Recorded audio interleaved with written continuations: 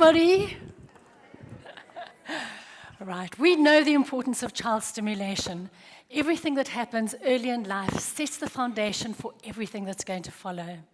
Neuroscience and behavior research tell us that enriching experiences, particularly in the first few years of life, really make a huge difference. They really create all these connections in the brain. Babies' brains are pre-programmed to undergo remarkable changes in the first few years, forming over 1 million new neural connections every second. That's over 1 million new neural connections every second. Isn't that just remarkable? This graph over here shows us what the baby's brain looks like as a newborn. This is with very few neural connections, and then you can see the rapid growth of these connections. By the time baby is 2 years old, look at the complexity. So I want you all to put your hands up together. 1, 2, 3, let's see all your hands. And look around, wave your hands. Right, that is one tiny little percentage of the amount of neural connections that your baby makes in 1 second. Quite a miracle. Oopsie. Right. But do we know what it means to stimulate brain development? Do we completely comprehend how our interactions impact the development of our children? And how does it really impact their brain development in particular? I'm an occupational therapist in the field of child development. My passion for early stimulation and its impact on the developing brain led me 28 years ago to create Clamber Club, which is classes where parents have fun interacting with, responding to, and stimulating their babies and toddlers in order to maximize their potential.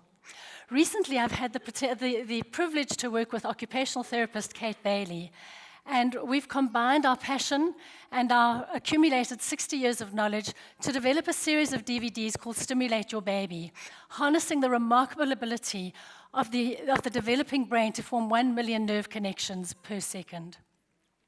So, how do we learn? Well, what feeds, expands, and fine-tunes the brain's wiring is the flood of sensory and motor experiences that your baby receives right from birth. We learn through our eyes, through seeing and looking. We learn through our ears, through hearing and talking. We learn through our sense of touch, through touching and holding. We learn through movement. So as you move your baby through space, your baby is learning about his body and how it works. We learn through motor development, things like strengthening our muscles and joints. And of course, we learn through our sense of smell and taste, but those tend to look after themselves. So we know the importance of stimulation.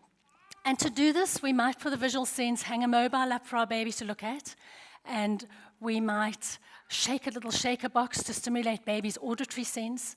We might have a wonderful tactile toy for baby to feel, or put baby in a tactile tub. Or we might swing baby up in the air like dads will often do just before bedtime. And yes, these are wonderful activities, and they do stimulate baby. But what I've come to learn is that it's not what we do to our babies, but it's how we interact with our babies while doing it that's important. It's what they do to us and how we respond back that counts. I just want to show you this clip. So this is baby being stimulated without interaction. Can you see baby's not doing much? Now mum starts interacting, and look at baby's response.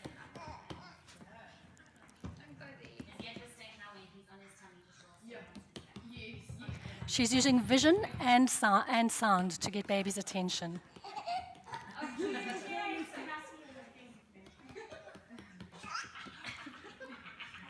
Can you see how our interactions can impact the brain development of our children?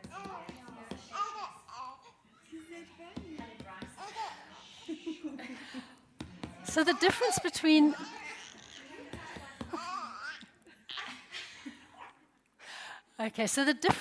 between mom simply shaking something or dad without interacting with baby really shows clearly there. As soon as mum started actually engaging with baby while she was showing the shaker, you could see the difference in the way baby took that in. And that activity is to promote visual tracking, visual focus, and to encourage tummy time with baby. So what does responsive parenting involve? And how do we become more interactive parents? How do we really start engaging with our children? Okay, so are you ready? Fantastic. Okay, I'm a brilliant tennis player. Recent research through the Center of the Developing Child at Harvard University has coined the term serve and return. Tennis is a game that requires a back and forth interaction. When one serves, the other receives the ball and returns it. And this is exactly what happens when we want to build better brains with babies. That's exactly what we need, the same action. Did you know that this successful serve and return and this back and forth interaction between parent and child is the most essential ingredient in developing the architecture of the brain? So babies naturally reach out for interaction. And how do they do that? They do it from their facial expressions. They do it from body movements. They do it by making sounds. If they coo or go ah or babble to you, that's how they reach out for interaction with you. We can't do that if we're sitting on our phones. We don't notice our baby's doing it. So it's very important to make sure that you are conscious and aware of where your baby's at. So your positive feedback, so if your baby does this coo and your positive feedback then as a return sparks your baby's interest and enthusiasm in practicing his emerging abilities and social interaction skills. And this interaction connects all areas of the brain and it forms the foundation upon which all future development is built. So if your baby serves up a coo, for example, and that is a serve, and you return by touching your baby or smiling or making eye contact and really making sure that your baby gets heard, thousands of neural connections form, building the brain circuitry. And it's as simple as that. It doesn't require special toys or expensive games. Serve and return starts simple and then can become more complex as your baby gets older. So in this picture, for example, baby is reaching out, which is a serve. Mom notices what baby is pointing to and says, yes, that's Granny Nettie. Return. Baby then makes the correlation between the sound and the object. So this video shows baby doing a serve by looking particularly at the bells. Mum is looking at baby and she sees, oh, baby's looking at the bells. That's a return. Look, these are the bells. And she then gives that input to baby, making the correlation between the object and the sound. So baby's looking at something, serve. Are you watching what your baby's looking at so that you can give a return? The next clip is a sweet one using the auditory sense. So that's using sound and words to practice the serve and return game. So listen to this one. Mum says, 2 pink blocks, serve. Baby goes, bye, bye, bye, return. Mom goes, yes, 2 pink blocks, serve. Baby goes, bye, bye, bye, return. Have a look. 2 pink blocks. Yes, 2 pink blocks. Yes. Isn't that cute? And such a wonderful way where you can see that interaction happening and what's happening in that baby's brain as you see that. So children can't build strong brains by themselves. They need these oh, we're all getting that feedback right now. Are you giving a return, moms or dads? Okay, they can't build strong brains by themselves. They need these positive interactions with trusted caregivers to support their development. These positive interactions are the bricks that build a sturdy brain architecture, and that leads to improved learning and behavior for all those expenses you're going to be doing with the person that spoke before me, and for better mental and physical health throughout life. So, our top tips for serve and return, number 1 is observe. Now, oopsie, now this is where I wanted to put it on pause. I'm sorry, so I'm going to go back on this one. So, our top tip is number 1, observe. Part of the process is to take your cue from your baby and make sense of the signals your baby's giving you. So can you remember what those signals are? Who can remember? What will baby do to create a serve? Body movement, facial expressions, sounds, connecting somehow with you. Okay, so in this first clip, which is observe, we're going to see a mum having a little makeup brush and stroking baby's leg to stimulate the sense of touch. That is a serve from mom. Baby then responds, and it's quite a subtle thing, so you really do have to observe by kicking and making a sound. And mom is, oh, was that too ticklish for you? Okay, let's try something else. So she gets something else, and then that's another serve. And she says, do you prefer this? Serve, baby smiles, return. Okay, so straight after that clip will be one with baby doing the serve by looking at something and mom doing return by commenting on what baby's looking at. Okay, so there she's tickling baby, serve, kick, and sound, return. Okay, do you want to try something else? She tries the caterpillar, a different texture. Serve, and you see how mom is observing to see baby's response. And there, baby's doing the serve by looking at something, and mom notices, and she says, oh, you're looking at the trees. It's as simple as that. So watch what your baby's doing. Look at what is your child looking at? It's not always what you're looking at, and here, look at this and do that. It's more about watching and observing your baby and seeing where is their interest. The second tip is imitate and copy. This is a fun and easy way to engage in serve and return. So this mum is going to be imitating and copying her baby's facial expressions.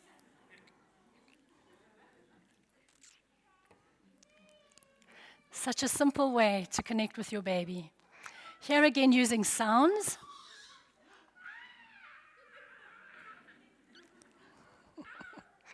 Using sounds is a very easy way to do imitation and copy.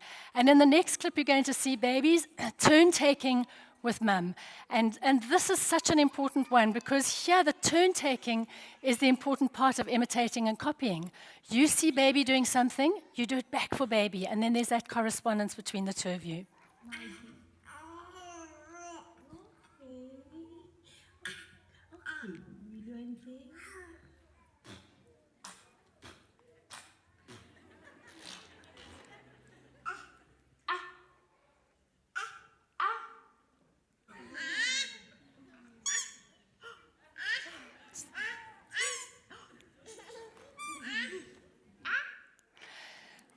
Is that so wonderful to see how that serve and return works? Baby makes a noise, serve. Mom notices and observes that noise, return, back. Baby serves again, And that's how that brain starts working. That's how those neural connections start forming. Right, the next one is watch and wait for baby to initiate and demonstrate their interest. Now in this one, mum has a little shaker. It's a homemade shaker, so it's a great auditory toy. She shakes, serve, and baby then responds with a giggle, return. Mom shakes, baby responds with a giggle. And then there's some other clips just showing serve and return again, watch, wait for baby to respond, go back again. Shake, serve, return. Here mum is doing a serve, waits for baby to respond, and then she does a return, a serve again, after baby's done the return. Here, mum's giving time for baby to respond. You need so much patience for this game to strengthen the tummy muscles. So when he kicks this, it makes a noise. Baby serves with body movement. And look, there's a response. That's the return. Mum puts something out, serve, waits for baby to do what she wants with it, and she puts it in her mouth. Babies will continue to do that until they're about 18 months of age, because that is their main information provider. Right. Our next one is to let baby take the lead. Okay, so this is such an easy one to do, and often we're so busy trying to stimulate our babies that we forget to actually watch what they're doing and what their natural inclination is and harnessing their natural interest. So we might, for example, is really interesting, I was watching a baby in the class the other day, and mom was holding something for baby to watch, and she was moving it across baby's visual field, but baby was busy looking at something else on the mat, on a carpet, and pulling something here, and mom kept shaking this toy in front of baby, but baby kept focusing on this. So what follow your baby's lead means is you go to what baby's looking at. Follow their, oh, is that what you're interested in? That is a toy tractor, or that is a blade of grass, or that is a squeaky toy, or your rattle, or whatever it is that baby's interested in. Follow baby's lead. At about 6 months, babies love to start shaking and banging. And another thing that you could do to follow baby's lead is when baby does something, for example, shake, then you copy baby and shake as well. This is just an image of baby banging on a tin, and then siblings and dad join in and they form a band. All right, then our last one is to form a close relationship. This is where all learning begins. This is where all learning happens. And it's so underestimated, but it's one of the most important things that you should be doing with your baby, is connecting and really making that time to communicate with your baby.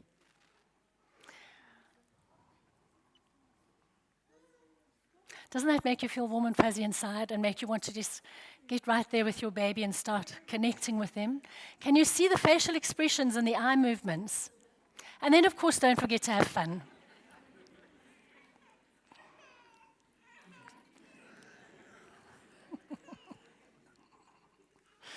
Okay, so let's rethink the concept of brain stimulation. Are you simply just ticking all the boxes? Are you thinking, well, I've done this, I've done that, I've gone to the classes? Are you really doing the right activities with your baby by interacting and engaging with your baby? Are you turning your play into magical moments? Because what you do and how you interact with your baby can have a profound impact on their mental, emotional, and physical health throughout life. So it may seem like just a game, but those successful serve and returns make all the difference when it comes to stimulating and connecting those brain dots. The genes that we inherit are not static or set in stone. Your baby needs these experiences, and they're activated or deactivated by your child's experiences. So if your baby doesn't experience that, those sections get deactivated. And this shapes their developing brain architecture. So can you please remember, if there's anything you take from this presentation today, that it's not what we do to our babies, but how we interact with our babies that makes all the difference. That is the important thing when you're stimulating your baby. So let's just summarize those little tips. Number 1, observation. We're going to observe what our babies are doing. Number 2, imitate and copy. Number 3, watch and wait for baby to respond. Then number 4, follow your baby's lead. And number 5, form a close relationship. So it's easy to get caught up on our cell phones. It's easy for us to sort of look at what we've got on our iPads, the TV, and all the other distractions. But what I'd really like to say today is that you need to get engaged, get connected, and really put all your technology away so that you can have those magical moments of serve and return with your child. Thank you very much.